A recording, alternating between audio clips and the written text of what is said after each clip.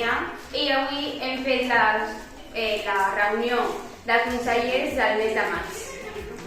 Jo soc la Gala i soc representant de primer B, tot i que sigui de primer C, i estic en el ple de Ribota. I jo soc la Lucía, represento a l'escola primer B, amb el Maike també, i això, el vaig canviar.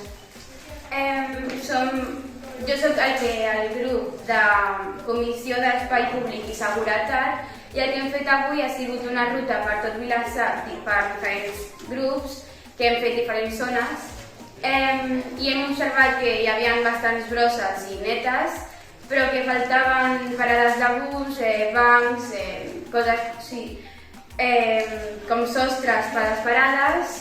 I també hem anat per la part del barato per veure unes màquines que eren bastant inapropiades per nosaltres i que puguin treure una i ficar altres coses que puguin ser més apropiades.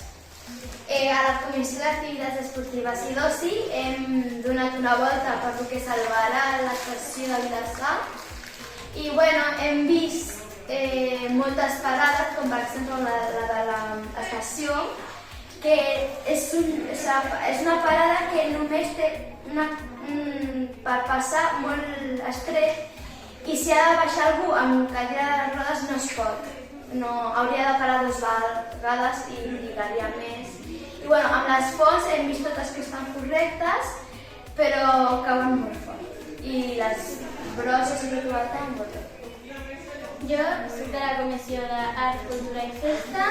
En conclusió i hem fet en relació amb les nostres dues comissions és que a les parades d'autobús falta molt sostre a arribar.